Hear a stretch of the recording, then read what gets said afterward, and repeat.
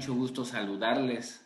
Me presento, soy el doctor Jorge Carreño y les doy la más cordial bienvenida a nuestro webinar, ¿qué es el cáncer de próstata? Sisnova, tu seguro en salud, como parte de su misión y enfoque en la prevención, cuenta con este programa llamado Prevención y Salud, el cual consta de brindar información de valor sobre enfermedades o padecimientos de mayor frecuencia y preocupación en México. Como comenté en un inicio, hoy estaremos hablando del cáncer de próstata y tocaremos varios temas, entre ellos, ¿qué es el cáncer de próstata? Su epidemiología, el cómo se origina, cuáles son los principales signos y síntomas de esta enfermedad, así como sus principales factores de riesgo. Y muy importante, poder identificar cuándo acudir con un especialista. Obviamente, qué tipos de análisis o estudios se requieren para detectar la enfermedad, así como el tratamiento, y una parte muy importante, estaremos hablando de las medidas preventivas. Y para esto quiero presentarles a nuestro invitado especial, el doctor Edgar Neri Páez, especialista en urología y urología oncológica. Actualmente él es jefe de servicio en el Hospital General Regional número 1 del IMSS, Carlos MacGregor Sánchez, y él se encuentra en el servicio de urología. Es instructor de las materias de cirugía, anatomía y biología celular y tisular en la carrera de medicina de UNAM. Es expresidente de la sección centro del Colegio Mexicano de Urología. Además, ha realizado una amplia variedad de publicaciones, una de ellas, la crioablación y microondas, dos aliados contra el cáncer, en la crónica de hoy, en enero del 2014. Les recuerdo que si tienen alguna duda, los invitamos a escribirlas en el chat y las responderemos al final de la sesión. Muy importante escribirlas en el momento en el que surja la duda y no esperarse hasta el final. Doctor Neri, bienvenido a nuestro webinar y adelante con la presentación. Hola, ¿qué tal? Muy buenos días a todos. Muchísimas gracias por la invitación. Para mí es un gran honor el que me hayan invitado y el poder compartir con ustedes temas de gran interés como en este caso es el cáncer de próstata. Entonces, pues más que nada agradecer la invitación y también invitar a todas las que nos escuchan para esta ponencia que estamos abiertos para sus preguntas y con mucho gusto las responderemos, ya sea al final, yo creo que es al final de la sesión. ¿Ok? No sé si podemos empezar con las primeras diapositivas. Pues bueno, con respecto a la primera parte que decíamos, ¿qué es el cáncer de próstata? Pues la neoplasia, así también lo pueden ustedes encontrar en la bibliografía o cuando ustedes buscan información sobre él. Neoplasia, que es el sinónimo de un cáncer, es hormonodependiente, principalmente está asociada al estímulo con la testosterona, por eso es que es hormonodependiente, depende de las hormonas. Es muy heterogénea la posibilidad por la cual se forma. Es considerada como una de las enfermedades silenciosas, ya que hace rato que el doctor comentaba sobre los signos y síntomas que podemos presentar, muchas de las veces podríamos no tener ninguno de ellos. Algunos pacientes llegan a la consulta de urología ya hasta que tienen algunos síntomas y nos vamos a dar cuenta en el transcurso de esta charla que muchas de las veces cuando un paciente ya tiene alguno de los síntomas, generalmente nos habla de que ya tenemos una patología pues avanzada, por lo cual tendríamos esos síntomas. Más del 95% de estos tumores son adenocarcinomas. Esto de adenocarcinomas se llama que son cánceres de glándulas. Ajá. Porque también tenemos sarcomas que están asociados como que a la estructura de la próstata. Pero lo que le llamamos adeno es que está asociada a la parte glandular de la próstata. Todos nuestros órganos tenemos una parte funcional y una parte que le da como estructura. La parte funcional en la próstata es la parte glandular que nos da la producción de su contenido y la parte de la estructura que es parte de fibras musculares y tejido conectivo también nos puede dar cáncer, pero es de lo menos común. Lo más común es el cáncer asociado a la parte glandular, ¿no? Las variantes que pueden dividirse en esto son dos grandes grupos con base en un origen celular, que es lo que he platicado yo con ustedes, la parte epitelial y la no epitelial. Lo que le llamamos el epitelio es la parte que recubre la parte interior de la glándula, la parte que produce su contenido de secreción. Y la parte no epitelial es justamente la estructura que les comentaba yo. Las variantes epiteliales son más diferenciadas y biológicamente menos agresivas que en el caso de las no epiteliales. Entonces, afortunadamente, dentro de los cánceres de próstata, tendríamos la posibilidad de darnos cuenta que con respecto a esta condición, la situación del cáncer de próstata asociado al tejido glandular es el más común y sería el tejido con menos evolución hacia la parte maligna, ¿no? Entonces, tomando en cuenta esa condición, lo que haríamos sería un tumor de menos agresividad. La siguiente, por favor. Bueno, a nivel mundial es la cuarta neoplasia más común, ¿no? En general, que afecta a los varones. En general, la patología de los cánceres es muy común y es de los que ocupa de los primeros lugares del cáncer. La mortalidad por cáncer en México es la primera causa en el hombre y esto puede estar variando. También cuando vemos la parte estadística, cambia año con año, se hacen las publicaciones por parte de todos los órganos asociados a esta condición y en muchas ocasiones hemos quedado como la primera causa de muerte por cáncer en el varón, hasta con una tasa de hasta el 18.6% en general de la población. Y es la primera causa de cáncer de muerte también en la población general, muy detrás de los otros cánceres como el cáncer de cervicuterino y el cáncer de mama, pero está muy, muy asociado con respecto a esta frecuencia, ¿no? Dentro en general de todos los cánceres también tendríamos, por ejemplo, el cáncer de pulmón y el cáncer de colon como los primeros lugares, pero para que se den cuenta la gran importancia de esto, muchas veces los rebasa en su posición y queda en la primera causa de cáncer de todos los tumores a nivel general, ¿no? En México fue una neoplasia más frecuente en hombres en el 2012, que es la referencia que tenemos aquí con ustedes. La incidencia es de 14.600 casos de cáncer de próstata, que es un 21% en promedio del total de todos los casos de cáncer, incluyendo el cáncer de piel o los mielomas, y está por arriba del cáncer de pulmón y del colon, que es lo que le comenté yo con ustedes. Entonces, se dan cuenta, la incidencia es muy alta y la mortalidad de casi 6.367 casos, más o menos el 16.5% o mayor, hay una tasa de mortalidad por cáncer. Entonces, se dan cuenta, asociados al cáncer de mama y el cáncer bicuterino, incluso los logra rebasar. Entonces, ahí nos damos cuenta la gran importancia del cáncer de próstata. La principal problema que tenemos con respecto al cáncer de próstata son los cambios en el ADN de la célula normal de la próstata. Recordemos que en general nuestros tejidos siempre se encuentran en reproducción constante y están asociadas a errores en el momento de la transcripción de su ADN. Y esto es lo que sucede realmente también con nuestras células epiteliales en la próstata, ¿no? Tendríamos de repente la presencia de alteraciones en su ADN. Entonces las mutaciones que existen ahí u otros tipos de cambios que mantienen esta actividad a los oncogenes o que desactiven los oncogenes, los superiores de los tumores, ¿no? Todos tenemos este desarrollo de posibilidad de tumores, pero muchas veces estos genes que están asociados a los cánceres están como bloqueados o como inactivos, pero durante estas transcripciones celulares de repente se pierde este control y desafortunadamente empieza la activación de estos oncogenes, ¿no?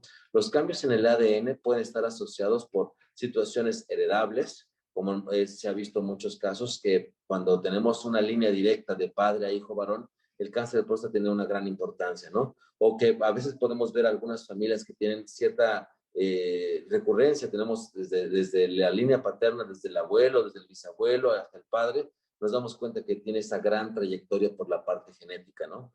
Pero muchas veces podemos encontrarlo de forma como una mutación de novo, o sea, no necesariamente tendríamos que tener esta carga genética, pero vaya que sí forma parte muy importante la carga genética para tomarlo en consideración. Pero que les quede claro que muchas veces, aunque no tengamos esta carga genética, podríamos presentar el desarrollo de esta alteración en los oncogenes y de esta manera evolucionar hacia el cáncer de próstata. ¿Ok? Bueno, tenemos aquí lo que sería en la imagen de su lado izquierdo, tendríamos más o menos lo que tendríamos el desarrollo de un cáncer, más bien de una próstata normal, y del lado derecho el desarrollo del cáncer. Normalmente la próstata se encuentra en la unión, en lo que es el cuello de la vejiga, que es en la parte inferior, antes del esfínter urinario, y ahí todo alrededor, en el conducto que es la uretra, lo forma la misma próstata, este conducto.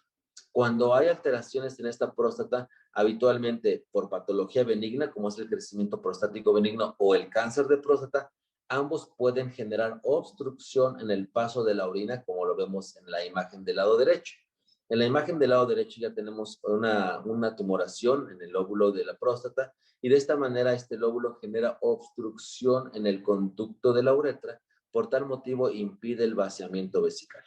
Sin embargo, durante el cáncer de próstata nos vamos a dar cuenta que ante la presentación del cáncer se presenta en diferentes zonas de la próstata, siendo la parte más periférica la más afectada en más del 70% de las veces, y es por eso que en la parte periférica que está más alejada de la uretra, este desarrollo de los síntomas podrán ser no notorios cuando el paciente inicia con el cáncer. Y de ahí la importancia y de ahí el comentario de las primeras diapositivas que decíamos que puede ser una patología silenciosa, ¿no?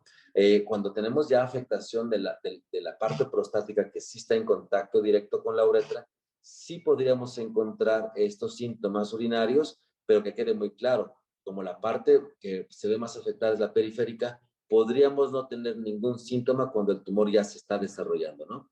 Tomando en cuenta esto, en la imagen que vemos ahorita en sus pantallas es la próstata. En la parte superior, los que se ven como cuernos son las vesículas seminales que están asociadas a la próstata por la conducta de eyaculación. Recordemos, número uno, que la próstata es un órgano sexual, pues su trabajo como tal es ayudarnos a la situación de la fecundación y la sexualidad. De esta manera, este es el contacto que tenemos con las vesículas seminales, que es donde guardamos nuestro volumen que eyaculamos. Y por eso está el contacto tan estrecho con ellos, ¿no? Entonces, tomando en cuenta nuevamente en esta imagen que tenemos aquí, es cómo hacemos el diagnóstico.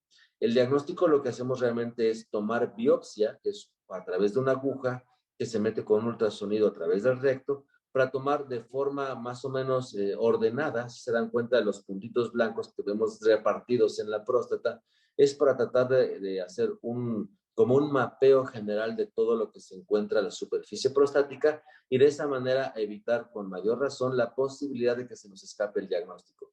Sin embargo, el otro objetivo de esta laminilla es demostrarles que en ocasiones podríamos tener escapes del diagnóstico a pesar de la biopsia. Si se dan cuenta, lo que vemos marcado en rojo que dice cáncer es el puntito que realmente está reportado ahí, es el cáncer como tal, y el sitio donde se tomó la biopsia es el puntito blanco. Entonces, en ocasiones podemos tener tomas de biopsia de la próstata y aunque la próstata sí tenga cáncer, podríamos tener reporte histológico negativo a cáncer, aunque todo parezca clarísimo que es un cáncer. Por clínica, ahorita en las demás diapositivas, nos vamos a dar cuenta que tenemos una de las cosas, el antígeno prostático, como un marcador que nos puede dar la pauta de que hay una patología ahí como de riesgo de cáncer. Entonces, el paciente se va a su biopsia y en la biopsia podríamos tener de repente diagnósticos negativos, pero justo esta es la explicación. Cuando apenas empieza el diagnóstico del tumor, podríamos tener tumores muy pequeñitos y que realmente al momento del paso de la aguja podría pasar a un lado de la tumoración y de esta manera tener reportes negativos y el paciente sí tener un cáncer de próstata, ¿no? Entonces, ya que tenemos el cáncer de próstata identificado, lo que buscamos con el paciente es poderlo clasificar entre bajo riesgo o un riesgo intermedio o un riesgo muy alto. Y esto va a depender de muchas cosas más. En la parte de la clínica, cuando un paciente se acerca con nosotros, el paciente debería tener un reporte general. Como bien lo comentábamos aquí, nuestro punto principal es la parte preventiva. En la parte preventiva, la invitación es a todo varón que tiene arriba de los 45 años de edad acercarse a la consulta urológica para que de esta manera podamos hacer como una evaluación y tanto darnos cuenta del riesgo de cáncer que puede tener un paciente o detectarlo a tiempo, como comentábamos. No todos pueden tener síntomas. Al paciente se le tomará de la muestra de sangre su antígeno prostático y este antígeno prostático nos va a dar la pauta de si está elevado, valorar si hay riesgo de cáncer o no. En pacientes que tienen antecedentes familiares de cáncer de próstata de línea directa, por ejemplo, su papá o sus abuelos de línea paterna de forma directa, se recomienda acercarnos a una evaluación prostática por lo menos 10 años antes de la fecha del diagnóstico que su padre o su familiar directo tuvo. Por ejemplo, si mi padre tuviera un cáncer de próstata diagnosticado a los 50 años, sería bueno acercarnos a los 40 años ya para poder hacer una evaluación. Esto con el objetivo de poder hacer todo un rastreo completo y darnos cuenta cuándo el riesgo de cáncer puede estar presente. Porque otra noticia es que podemos hacer como urólogos el diagnóstico de cáncer de próstata aún con cifras dentro de la normalidad. Siempre explico yo, por ejemplo, a mis alumnos que pues muy fácil, algunos pacientes por evitar, por situaciones diversas, acercarse al urólogo, van y al laboratorio y solicitan su antígeno prostático. No es bien fácil, voy, pido al laboratorio que me hagan mi muestra de antígeno prostático y habitualmente los resultados vienen con un lado anotado la situación de el rango de referencia, ¿no? Y entonces, pues bien fácil, pues si sé leer, sé que me lo reportan en 2 y en el lado de referencia dice que de 1 a 4, pues me quedo confiado de que estoy normal. Sin embargo, hoy por hoy, como decía yo, si nos acercamos con tiempo y hacemos como un seguimiento estrecho de estos pacientes, podemos darnos cuenta del comportamiento de su antígeno prostático y aún estando dentro de cifras normales, poder nosotros tener la sospecha si es un paciente con cáncer o no. Y estos pacientes que tienen esa sospecha, ya sea por el comportamiento del antígeno prostático, síntomas del paciente o a la exploración digital encontramos zonas duras en la próstata, es aquel paciente que lo mandaremos a la biopsia, como la diapositiva anterior que vimos, y tendríamos después este reporte. Este reporte que tenemos ahorita en nuestra diapositiva, si se dan cuenta, tenemos, por ejemplo, CT1, CT2. ¿Qué significa esto? Hay una clasificación por parte de la área oncológica en todos los tumores que se llama TNM. T de tumor, que es por eso que está esta T, la N que habla de nódulos o ganglios y M de los sitios metastásicos. De ahí deriva esta tabla de riesgos. Si nosotros en la clínica nos damos cuenta que el tumor se encuentra solamente localizado en la próstata, eso significa T1, T2, que está solamente localizado en la próstata, nos da este factor de riesgo. Si el T2 todavía se divide en A y B, si nos damos cuenta, se dan cuenta con respecto a los test, conforme cambia el numerito de T2A a T2B y T2C cambia de bajo riesgo a mediano o riesgo alto. Igual la puntuación de Gleason que ven ahí es una puntuación que nos las da el patólogo. En el momento que hacemos la revisión histológica, la biopsia se manda con un médico que es especialista, que es patólogo.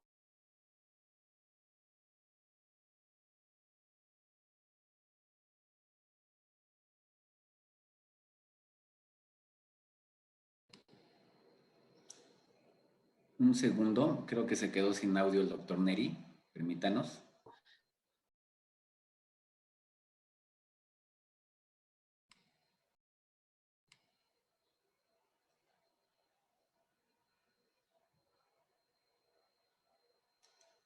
Doctor Neri.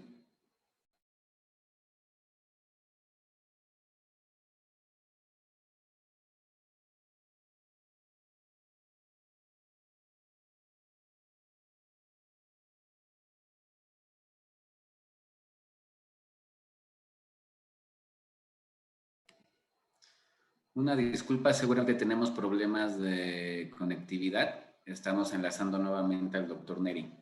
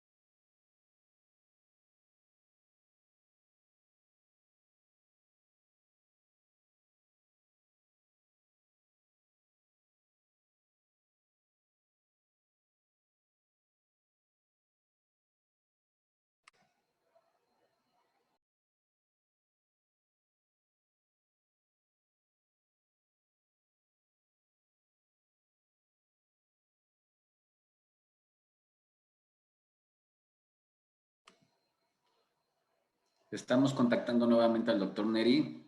Unos minutos, por favor, para continuar con el webinar.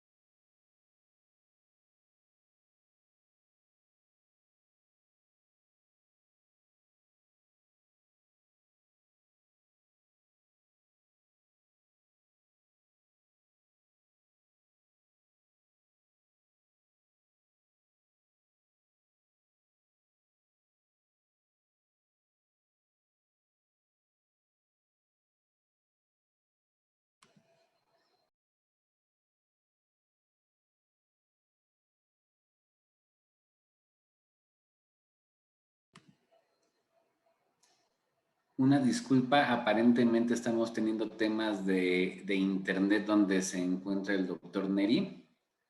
Un par de minutos más.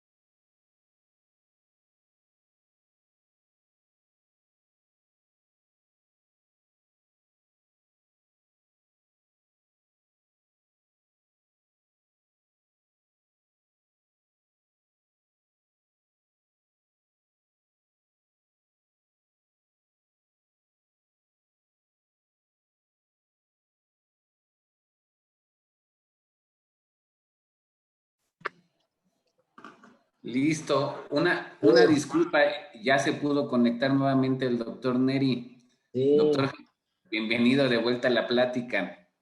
una disculpa, aquí no sé qué pasó en el sistema del plano, hasta se reinició todo. Esto puede suceder con la parte electrónica. Tú Bueno, no te pero apures, retomamos donde entendemos estábamos. perfectamente las cuestiones tecnológicas y adelante. Sí, una disculpa a todos, pero continuamos. De todas maneras, a lo mejor pudieron haber aprovechado para ir haciendo sus cuestionarios. Bueno, entonces, como comentábamos hace ratito, con respecto al Gleason, no sé si hasta ahí quedamos todavía que nos pudimos escuchar. La puntuación de Gleason es una clasificación que nos los dan los patólogos y también nos habla de gravedad de la tumoración, que va desde el 1 hasta el 5, y de esos nos dan un reporte. Ustedes dirían, ¿por qué dice hasta 6 ahí? Es que de estos, del 1 al 5 todavía nos dan dos valores de los dos tipos de histología más comunes, y de esos se suman. Por eso podemos tener cifras de hasta 6 en la sumatoria y en lo máximo hasta de 10. ¿Ok? El antígeno prostático también es un punto importante para que nos habla de el factor de riesgo. Antígenos menores de 10 tendrían menor riesgo que son mayores con ello. ¿Ok? La siguiente, por favor. Entonces, tomando en cuenta esta condición, podríamos ver, por ejemplo, por eso la presencia de síntomas que sugieren la enfermedad, como un avance local o metástasis, como comentaba yo hace ratito. Los síntomas no necesariamente están presentes y una gran mayoría de las veces están asociados a patología avanzada. La mayoría de los pacientes con estas neoplasias en etapas tempranas son asintomáticos, o sea, no tienen ningún síntoma, orinan perfecto, no duele nada, no tienen ninguna molestia. Y las afectaciones al orinar es por el crecimiento local de la tumoración, como habíamos platicado, y en el cuello de la vejiga. Y aparecen también síntomas propios de la actividad metastásica a distancia. Cuando está demasiado grande la próstata o la tumoración, que lo que llamamos metástasis es cuando hubo ya crecimiento del tumor, e incluso los sitios más comunes donde hay invasión de este tumor es a los huesos, es cuando podríamos tener ya alteraciones a nivel distal, que sería la columna vertebral o sería la cadera, por ejemplo, ¿no? La siguiente, por favor. Entonces, estaríamos ya dándonos cuenta por esto de esta condición, ¿no? Los síntomas obstructivos son secundarios al tamaño del tumor. Si hay tumores pequeños no se siente, y con la progresión caudal, o sea, hacia la parte inferior de su crecimiento, se originan algunos datos como disfunción del esfínter, que establecen ciertos trastornos del vaciamiento vesical, así como problemas en la contracción involuntaria de la vejiga, que les dan urgencia de ir al baño y que tienen que ir corriendo al baño. Estos últimos darán lugar a síntomas irritativos, como ardor para orinar, por ejemplo. Y el crecimiento en el volumen puede también originar la disminución en la capacidad de la vejiga funcional. Esto es, el paciente empieza a ir con mucho más frecuencia al baño que antes, ¿no? Entonces, tomando en cuenta esta condición, el paciente podría tener este tipo de sintomatología. La disminución en la fuerza del chorro de la orina, el paciente es aquel que se acerca al baño y nota que el chorro de la orina sale muy despacito, muy delgado. Esto puede ser esta situación. La disfunción eréctil sería otro de los síntomas que podrían estar asociados al crecimiento de la tumoración con afectación de los nervios en la erección. El dolor en la parte de los huesos, casi siempre el dolor en la cadera o la columna baja, se podría estar asociado a actividad metastásica en esos huesos. Pérdida de peso sin algún dato pues, si yo no estoy tomando medidas para bajar de peso y empiezo a bajar de peso, sería otro factor de riesgo. Sangre en el esperma o sangre en la orina puede estar también asociado a este tipo de problemas, y problemas para orinar como que no logro vaciar o que me quedo con ganas, o incluso en la parte más severa podemos encontrar incluso datos de obstrucción total que el paciente requiera sonda. Los factores de riesgo para que podamos tener cáncer de próstata, como vimos, los familiares, uno de ellos, pero se han visto otros factores asociados a esto, como el tabaquismo, el grupo étnico. Se ha visto que los pacientes de raza de color de piel más oscura se han visto más afines a desarrollar cáncer de próstata que los pacientes que tienen la piel más clara, ¿no? También se ha visto la parte del grupo étnico como algunas zonas, también como se llama como algo multifactorial. Por ejemplo, la raza de origen oriental como los japoneses, la raza lo de China, se han visto con menos factor de riesgo para desarrollar cáncer de próstata que los latinos, por ejemplo. Pero también se ha visto que otros factores, que ahí nos damos cuenta que es algo multifactorial, que puede ser asociado también al ambiente, porque se ha visto que, por ejemplo, muchas de estas personas que son de estos otros países y que llegan a vivir, por ejemplo, a Estados Unidos o México, pues adquieren los mismos factores de riesgo. Y de esto, por eso nos dimos cuenta que también está asociado a algunos otros datos como el consumo de grasas poliinsaturadas, que es como la grasa de origen animal, el sobrepeso como otro factor de riesgo para el desarrollo de cáncer de próstata, la exposición a radiaciones frecuentes en la región o las infecciones de transmisión sexual que no se controlan, no se tratan a tiempo y que se mantiene un dato de inflamación crónica, también han visto que se ha visto como un factor de riesgo para esto, ¿no? Entonces, para tomar los grupos de riesgo hay que basarnos principalmente en su diferenciación tanto familiar como de grupo étnico, el estado local, como decíamos, el estudio de cada paciente en su estadio local, en el momento de su diagnóstico, y los niveles de antígeno prostático para darnos cuenta cómo clasificar a cada paciente, ¿no? Entonces, tomando en cuenta estas condiciones, vemos la situación de la revisión urológica periódica en todo paciente arriba de los 40-45 años de edad, pero como les comentaba yo, también aquellos pacientes que tienen antecedente familiar, retrocedernos por lo menos 10 años atrás para poder hacer nuestra evaluación con o sin antecedentes familiares, ¿ok? También tendríamos que tener esta evaluación. Con respecto a eso, tenemos el antígeno prostático específico como para poder hacer el diagnóstico. El antígeno nos puede dar el dato, el tacto rectal y la biopsia. Siempre los pacientes se acercan con nosotros y luego, pues como huyendo a la parte de la exploración rectal, pues siempre nos hacen comentarios como, doctor, pues que no hay alguna otra opción para hacer el diagnóstico, y siempre les explico de forma concreta. Para poder evaluar bien una próstata se requieren 3 cosas, no una, no dos, las 3, y ninguna de ellas sustituye a la otra. Una de ellas es el que vemos aquí, que es el antígeno prostático específico, porque es el que nos puede dar datos de sospecha para un cáncer, con la elevación del mismo.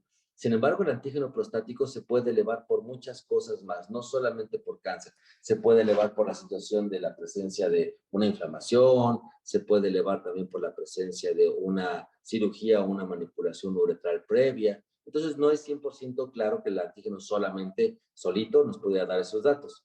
Otra cosa que le digo a los pacientes, el antígeno que hay, imagínense, me lo reportan la cifra que sea, alta o baja, póngale normal. Pero mi pregunta sería, ¿y de qué tamaño es su próstata? Pues no lo sabemos. El antígeno solamente nos da una cifra que nos puede dar la sospecha de cáncer, pero no me dice el tamaño de la próstata.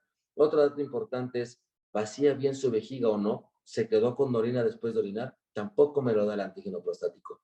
Para esta situación usamos el ultrasonido. El ultrasonido, que idealmente sería por arriba del abdomen antes de hacer una biopsia, por arriba del abdomen podríamos entonces evaluar al paciente. Ahí podríamos ver el tamaño de su próstata, podemos ver si vacía bien la vejiga, pero una cosa que no me da ninguno de los dos, ni el antígeno ni el ultrasonido, sería la consistencia de la próstata, que eso lo da el tacto rectal. El cáncer de próstata habitualmente se va a notar cambios en su consistencia.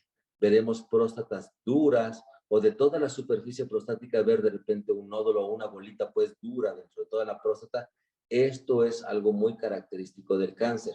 Y entonces, por ejemplo, cuando platicábamos de pacientes que llegan con alguna etapa temprana y que se encuentran en la zona periférica que platicábamos hace ratito, sí está al alcance de la exploración digital y sí podríamos notar, por ejemplo, un nódulo y a lo mejor poder todavía tener un ultrasonido con adecuado tamaño y vaciamiento vesical y podemos tener un antígeno todavía dentro del rango normal y ya palpar al tacto algún nódulo. Y como les digo, ni el ultrasonido ni el antígeno me va a dar la consistencia que si está duro o está blando. Y es por eso que son esas tres cosas que se requieren de forma ideal para poder hacer una evaluación prostática. Ya que tenemos la evaluación prostática y tenemos una sospecha de cáncer de próstata, es cuando mandamos a un paciente a la biopsia.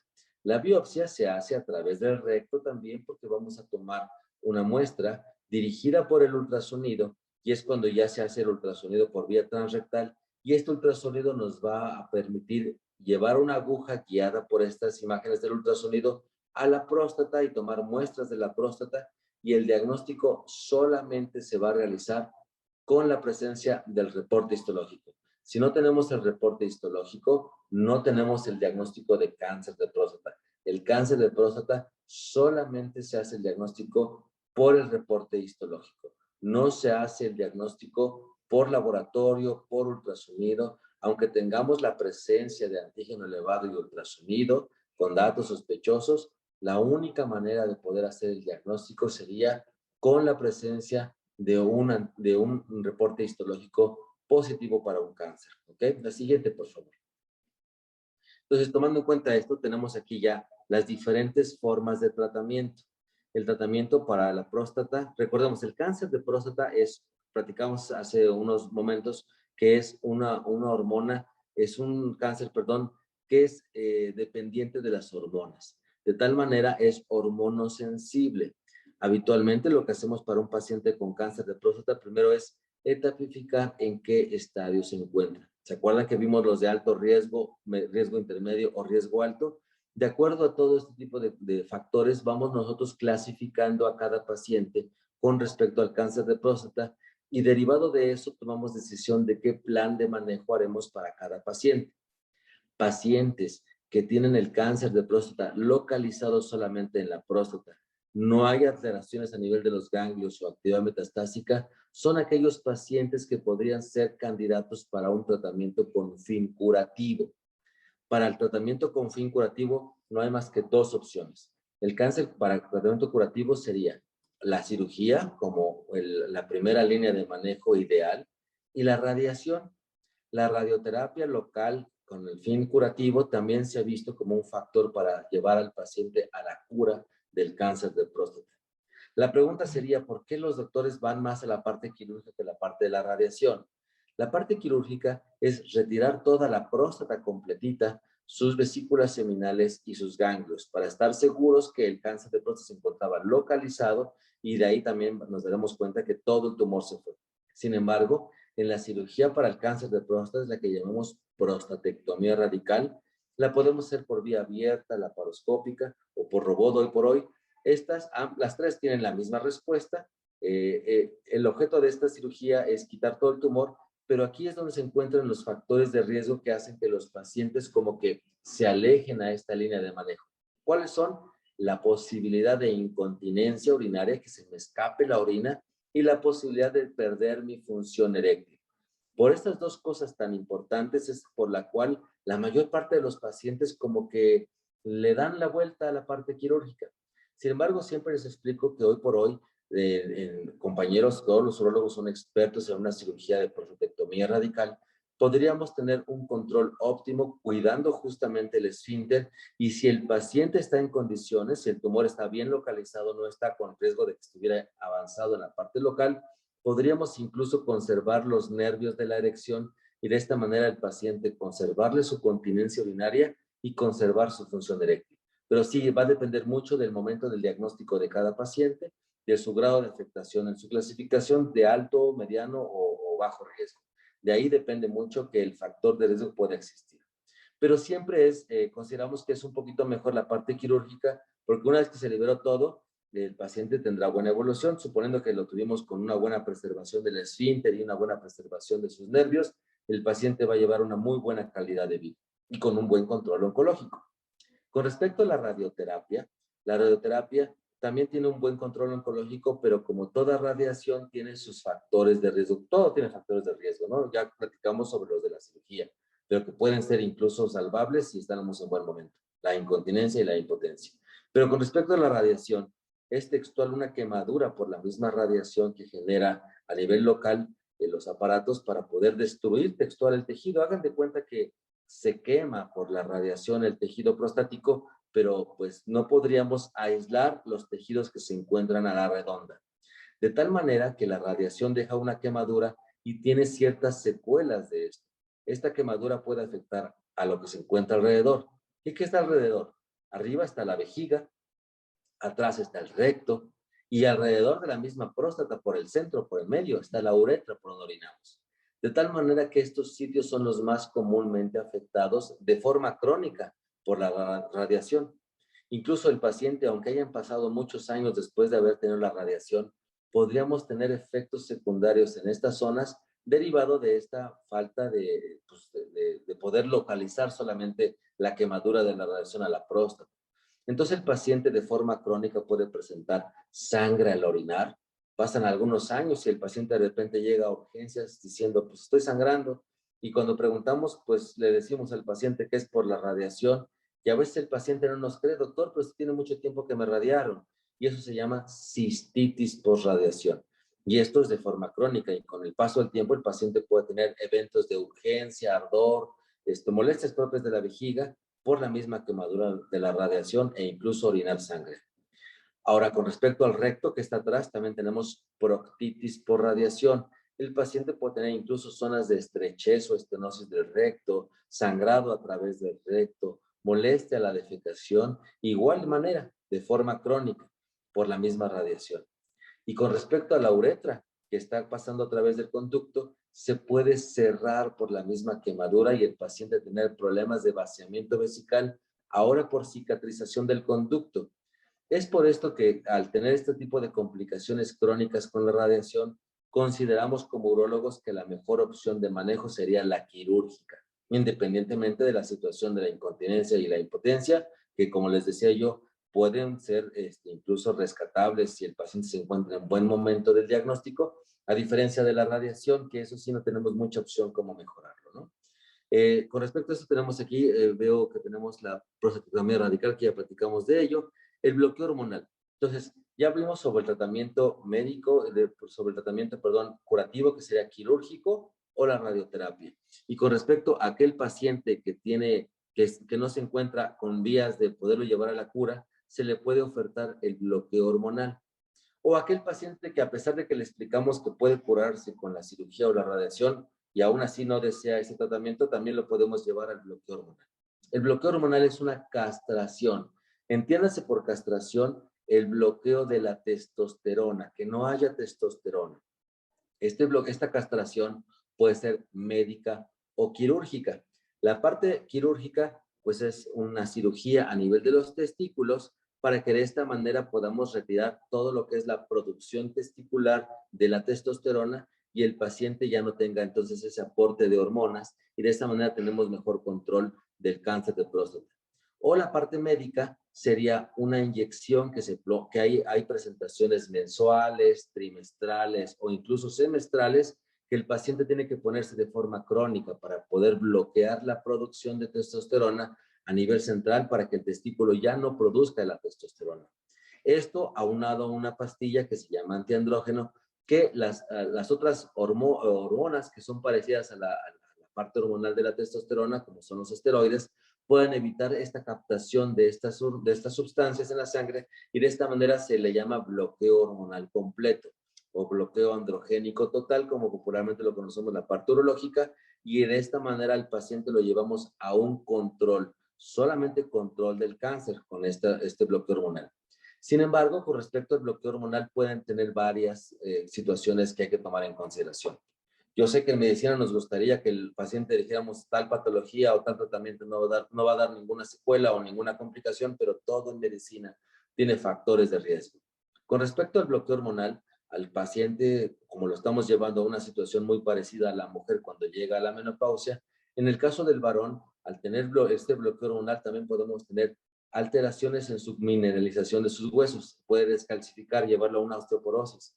El paciente también tendrá cambios hormonales como la mujer, como bochornos, incluso dolor en sus mamas, en sus pechos por el mismo bloqueo hormonal y de esta manera cambios en el estado de ánimo. Y esto lo tendrá todo el tiempo mientras tenga el bloqueo hormonal y el bloqueo hormonal lo damos todo el tiempo hasta que veamos que el paciente se saliera de control, porque es otro punto que hay que tomar en cuenta. Y es por eso que siempre se prefieren las primeras 2 líneas de manejo con fin curativo, porque derivado del tipo del tumor que tenga el paciente, se supone que platicamos sobre el Gleason, que es la clasificación que nos dice, a grosso modo, como si es muy agresivo o no muy agresivo el tumor. En tumores que son de poca diferenciación o muy agresivos, pueden con el paso del tiempo de ya no requerir la testosterona y poder evolucionar a pesar del bloqueo hormonal, evolucionar y crecer ese tumor. Entonces, esos pacientes pueden ser llevados después a otra línea de manejo, ¿ok? Que después trataremos, que es quimioterapia o incluso radioterapia, pero ya no con un fin curativo, una radioterapia con un fin solo paliativo, ¿ok? Por eso es que tampoco se considera como primera línea, a menos que el paciente ya no esté con tratamiento con fin curativo, ¿no? Abajo tenemos la crioablación o crioterapia, que es una otra manera de retirar todo el tejido. La crioterapia es un procedimiento en el cual con guía de ultrasonido ponemos un ultrasonido a través del recto y se llaman criosondas, que son como una especie de agujas que atraviesan el tejido hasta llegar a la próstata y las ubicamos de forma ordenada para que ocupe prácticamente todo el espacio de la próstata y por vía de congelación se muere todo el tejido prostático y es una manera de poder también tener control oncológico. En aquellos pacientes bien seleccionados que se encuentra bien localizado el tumor solo en la próstata, si hacemos la crioablación del sitio de actividad tumoral, podríamos también llevar al paciente a la curabilidad. Pero igual, como en todo en medicina, hay factores de riesgo como en todo, y la crioablación, si el tumor está muy periférico y está muy cerca del esfínter, podríamos tener pérdida de la continencia y podríamos también tener pérdida de la erección si es que el tumor se encuentra muy cerca de los nervios y la quemadura por hielo afecte estas zonas, ¿no? Fuera de eso, el paciente podríamos tener buen control, muy parecido a la cirugía radical de próstata si es el paciente bien seleccionado. Entonces, con respecto a la crioterapia. La terapia con supresión de andrógenos, que es parte de la misma bloqueo hormonal, y la vigilancia activa. ¿Qué es la vigilancia activa que se ve ahí? La vigilancia activa solo se recomienda para aquellos pacientes que tienen tumores de muy poco riesgo para progresión de tumor, por ejemplo, y que el paciente tenga una edad muy joven. Recordemos que los factores de riesgo para esos tumores pueden ser la incontinencia, la impotencia e incluso la parte de la pérdida de la fertilidad. Imagínense, quitamos la próstata en un paciente joven, no podrá tener fertilidad. Aquellos pacientes muy jóvenes y con tumores muy pequeños, podríamos llevarlos a una vigilancia activa.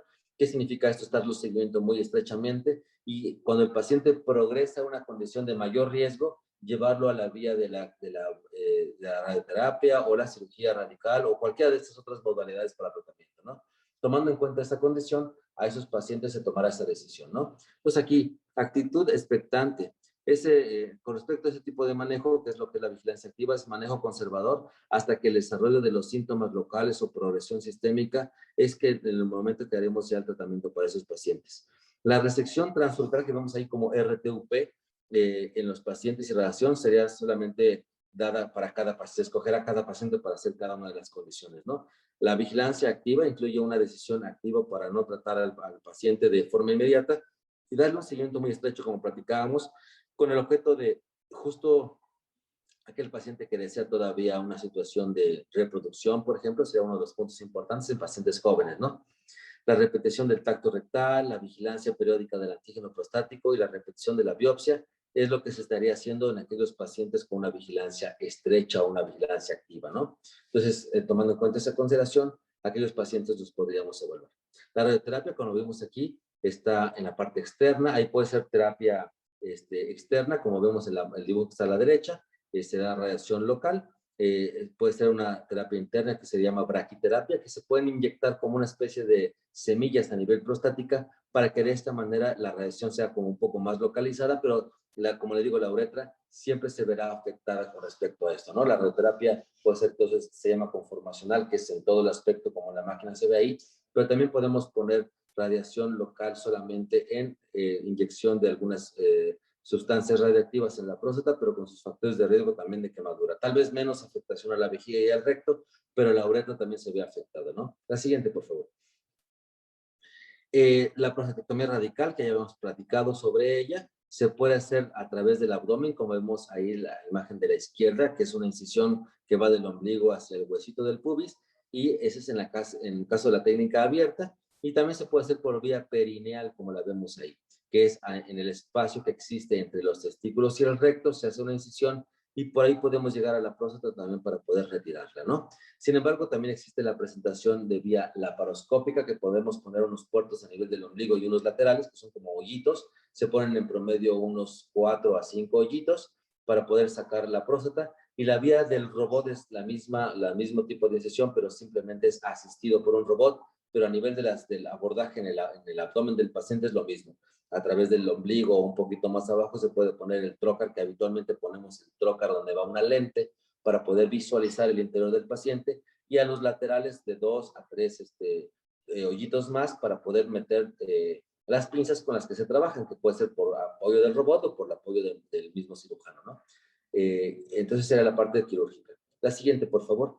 Y con respecto, esa sería la imagen que ejemplificaría lo que comentaba yo con ustedes de la braquiterapia, ¿no? La que se ve en las imágenes a la derecha es la braquiterapia, que es la inyección o colocación de algunas sustancias radiactivas en la próstata con el objeto de ser un poco más localizado en la radiación, ¿no? La radiación se realiza desde el interior de la próstata, por lo que las dosis de administración son de 140 a 150 grays y es continuo, ¿no? Tanto la vejiga como el recto reciben muy poca radiación en comparación a la otro tipo de radiación que he platicado yo con ustedes, y de esta manera lo que se busca es tratar de conservar la afectación, o evitar la afectación que puede causar la radioterapia, ¿no? En los últimos 15 años se han tratado en todo el mundo más de 150,000 pacientes con esta técnica, por lo que es considerada muy segura y con muy pocos efectos secundarios locales, ¿no?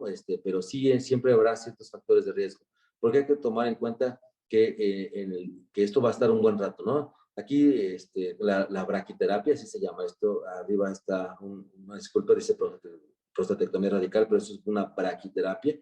Esto estaría asociado nada más para algunos pacientes también muy seleccionados, aquellos pacientes que tengan el tumor solamente localizado en la próstata, si no haya tanto riesgo para que progrese, y esos pacientes también deberán tener un seguimiento muy estrecho. Porque recuerden que con el paso del tiempo el paciente también va a tener de repente la presencia de crecimiento prostático, y a lo mejor en su momento requiera una resección transuretral con el objeto de mejorar la orina, y como se encuentran estas estructuras metidas en la próstata, al momento de hacer la resección a veces pues podemos tener problemas por la presencia de estas estructuras, ¿no? La siguiente, por favor.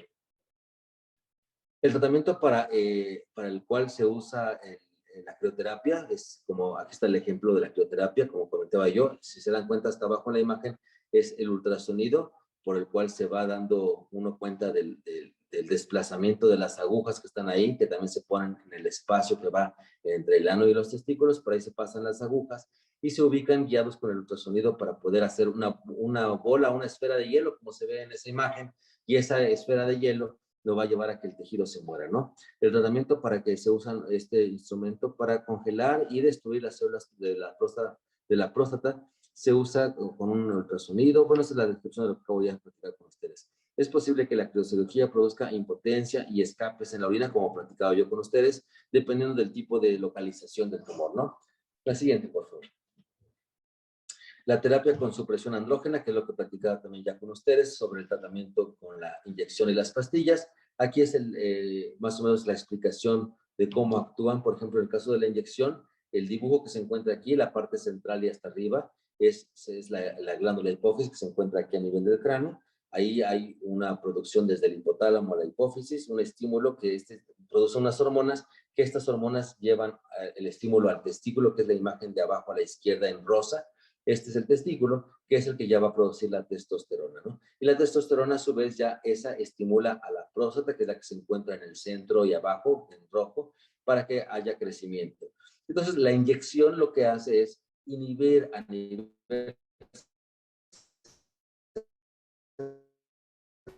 central aquí, para que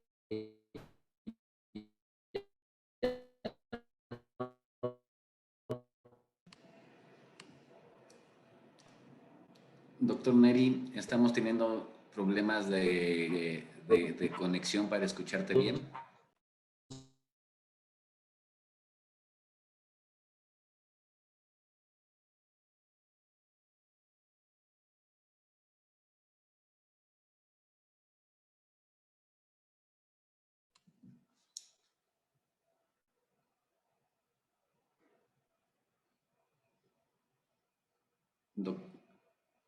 Ofrecemos una disculpa, estamos teniendo temas de conectividad.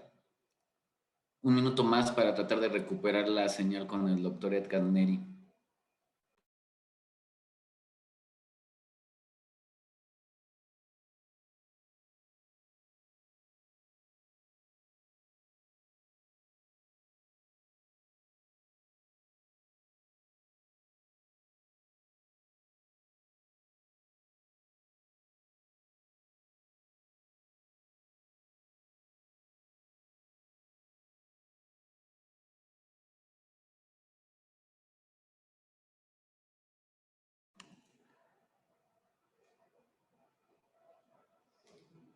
Listo, doctor. ¿Ahí me escuchan? Ahí te escuchamos. Sí, perdón, aquí creo que de repente hay problemas de señal, yo creo. Entonces, como comentaba yo, esta lámina nos ejemplifica nada más el bloqueo hormonal, que es una inyección que bloquea a nivel central la producción de testosterona, más una pastilla que luego se toma para evitar que haya captación a distancia de la testosterona. ¿Me pasan la siguiente, porfa? Ok, si se dan cuenta aquí, lo que tenemos es simplemente una manera de clasificar como factores pronósticos de cada paciente. A lo mejor aquí los puedo yo engorrar mucho. Esto simplemente es parte del resumen de lo que habíamos platicado. Está asociado sobre los sitios de actividad metastásica, la metástasis en hueso, que le llamamos axial o en los ganglios, estado funcional del paciente. De acuerdo a eso hacemos esta clasificación y podemos darnos cuenta si el paciente va a tener buena evolución o no. ¿Ok? Pásame a la siguiente, por favor.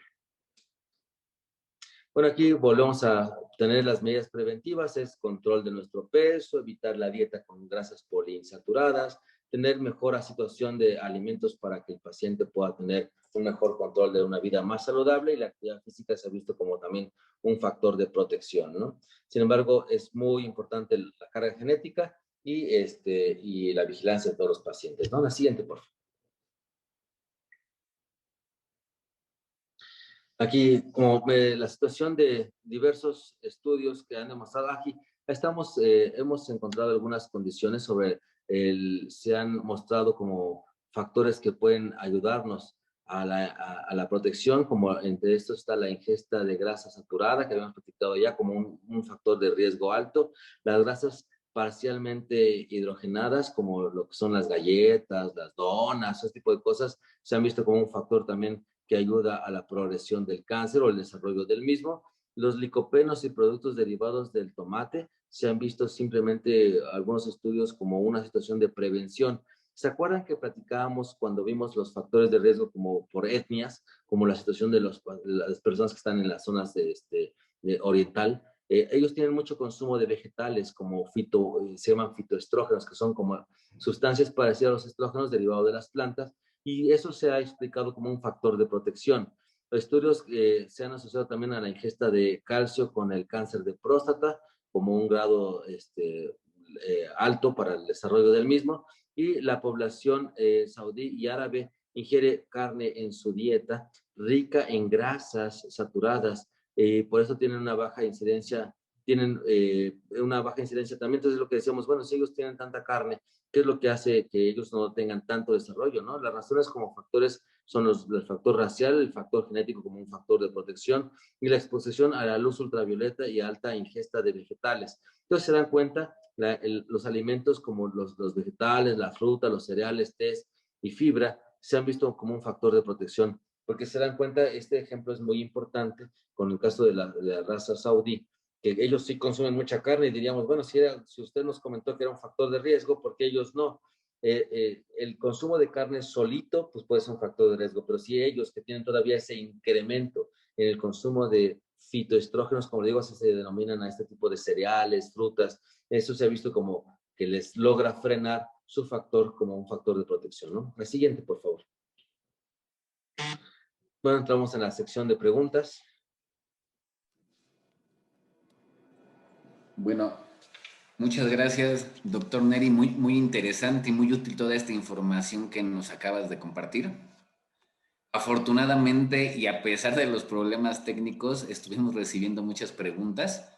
Pero bueno, antes de comenzar a responder estas preguntas, va a aparecer en su pantalla una breve encuesta, lo cual nos va a permitir y nos va a ayudar en los próximos desarrollos de los webinars que vamos a tener. Ojalá a toda la gente que está participando nos ayude respondiendo esta pequeña encuesta, tal cual es muy sencilla, que queremos identificar cuál es su género, su edad, cómo fue que se enteraron del webinar, obviamente saber si el contenido les fue de utilidad, qué tan probable es que sigan recomendando estos webinars y en qué horario les gustaría que fueran nuestras pláticas. Voy a dar unos minutos para que puedan responder esta pequeña encuesta.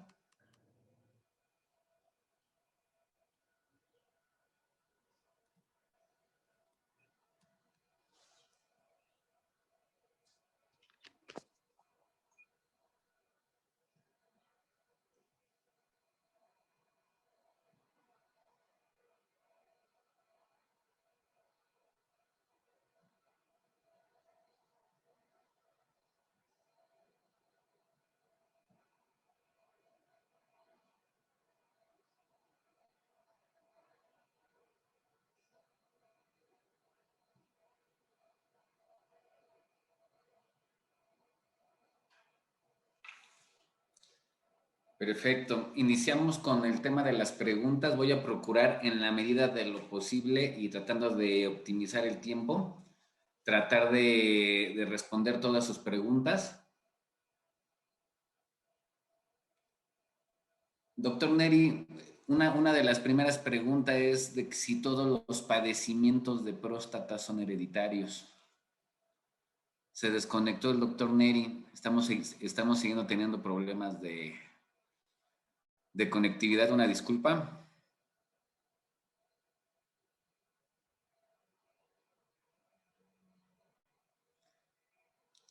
Creo que vamos a dejar la sesión para después.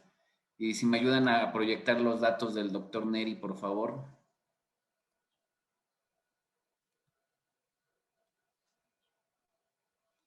Les comparto los datos del doctor Edgar Neri por si gustan agendar una cita con él.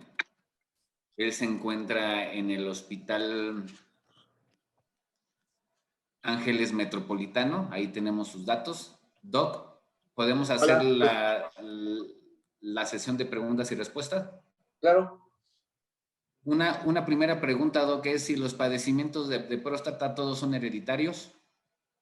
No todos, como comentábamos hace un momento en las pláticas, tiene un gran peso la situación heredable. Si tenemos una herencia de línea directa de padre a hijo varón, es la que se ha visto con más relación. Y también se ha visto cierta asociación del cáncer de mama, por ejemplo, con el cáncer de próstata. En el caso de que sea mi madre con cáncer de mama, podremos tener un factor de riesgo también.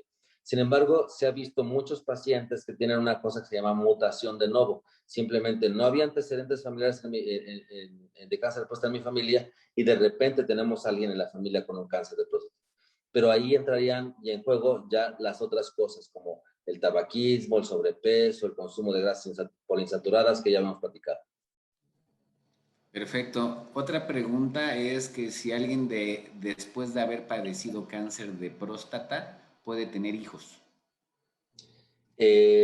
Aquí habría que ver el detalle. Si es un paciente que ya se hizo prostatectomía radical, es poco probable, porque realmente ya no tenemos ya se retiró toda la próstata por completo y entonces no existe ya esa comunicación, para el momento de no tiene ni vesículas seminales, el paciente prácticamente no eyacula esperma. Tengo algunos pacientes que tienen radical de próstata y que todavía tienen erecciones, y luego ellos expresan que tienen una pequeña lubricación, y les explico que esa lubricación viene por parte de las glándulas de la uretra, no trae espermatozoides, de tal manera que es poco probable que podamos tener un embarazo, ¿no? Entonces, hay que considerarlo siempre como ese factor, ¿no? El hecho de que no es factible tener un embarazo nuevamente, ¿no?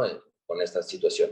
Es diferente aún aquel paciente que se quedó, por ejemplo, platicamos sobre los que están en vigilancia activa. Justo la vigilancia activa, ese es el motivo. Aquel paciente que desea todavía tener fertilidad y aquel paciente que tenemos con un cáncer no agresivo, es muy joven, está muy localizado, podríamos dejarlo en vigilancia activa y en ese momento sí tener esa facilidad, ¿no? Pero fuera de esta situación, no. Perfecto, muchas gracias, Doc. Otra de las preguntas es que si el semen de una persona con cáncer de próstata, cuando tienen relaciones sexuales, puede infectar o irritar a la mujer. No, la situación de afectación por irritación o que a veces algunos pacientes han tenido la duda de que fuera como la presencia de como que si transmitieran el cáncer, no es posible, no es factible, no se preocupen, esa parte no es factible.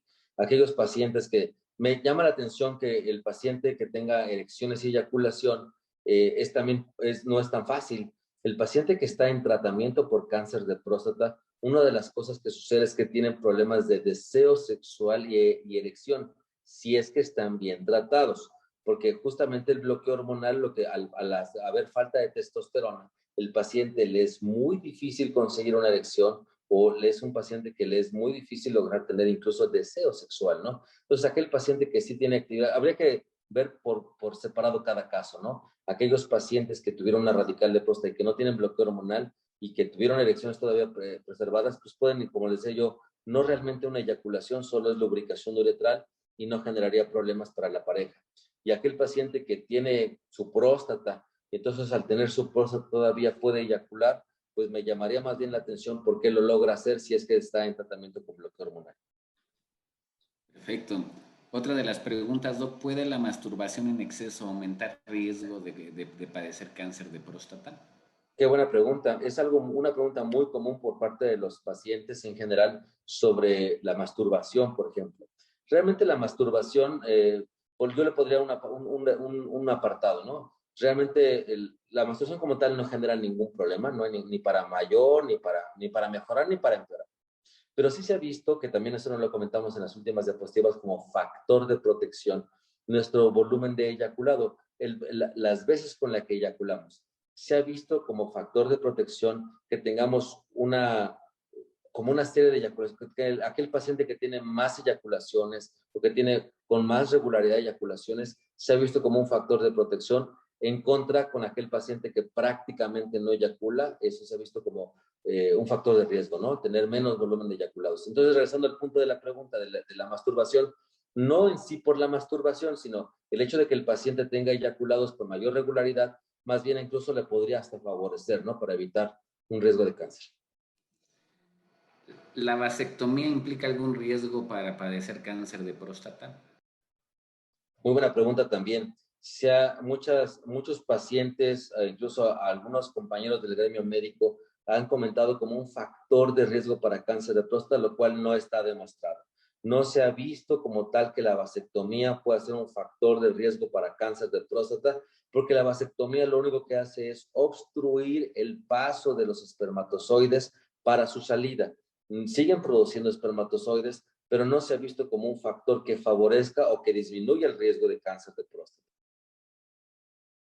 Perfecto, Doc. Aquí hay una pregunta interesante. ¿Consumir Viagra puede ser riesgoso para el cáncer de próstata? Nada que ver. Tampoco se ha Perfecto. visto la situación, este, no se ha visto la relación del cáncer de próstata con el consumo de cualquiera de estas sustancias. ¿Se escuchó? Sí. Sí, sí, sí, sí, te Ahí estamos, escuchamos, ¿eh? En Doc. contacto, sí. No sé si se escuchó.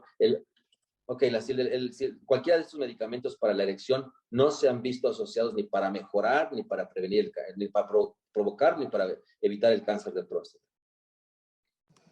Perfecto, doc.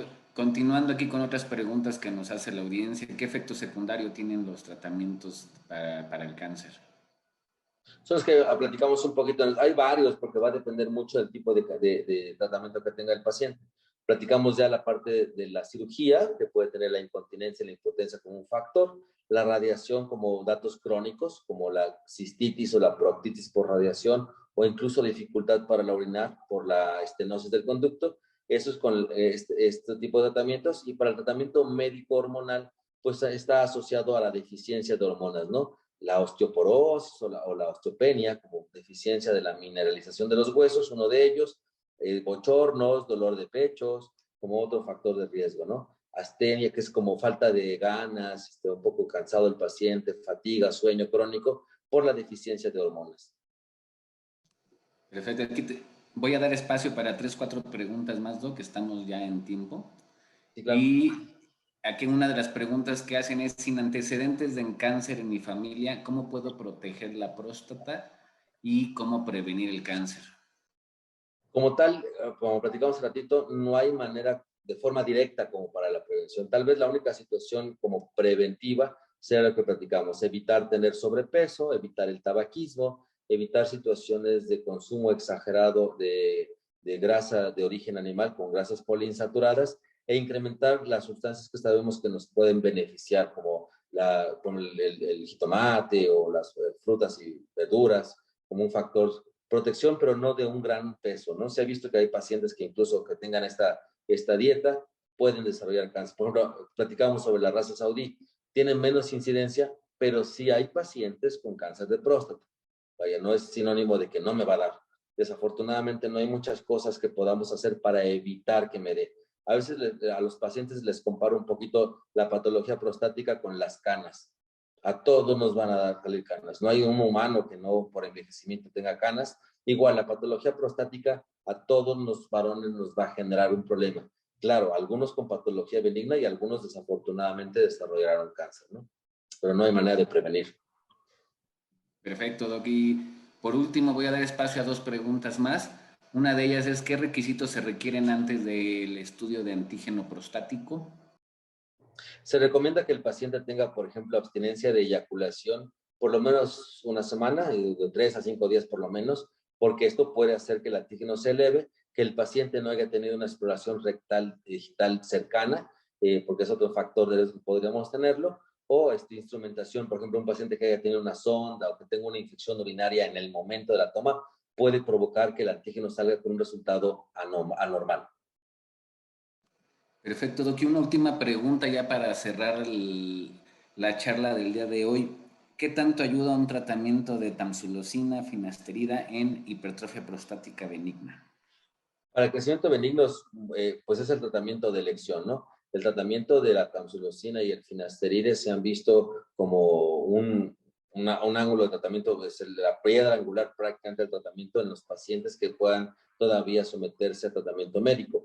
Pero ojo, a pesar del tratamiento médico, como el mismo paciente sigue expuesto a seguir envejeciendo, puede que llegue un momento que a pesar del tratamiento médico siga obstruyendo la próstata o progrese la enfermedad y de esta manera vaya a evolucionar hacia un tratamiento quirúrgico. No es sinónimo de que tomemos el medicamento y realmente ya no me vayan a operar, ¿no? Eso va a depender mucho de cada paciente, de su clínica y de su evolución. Perfecto, pues bueno, Doc, te agradecemos mucho esta excelente ponencia. Dejamos en Muchísimas pantalla los datos del doctor Edgar Neri por si gustan agendar una cita con él o resolver algunas de sus inquietudes. Él se localiza en el Hospital Ángeles Metropolitano y ahí en pantalla aparecen los teléfonos de contacto, así como su correo electrónico.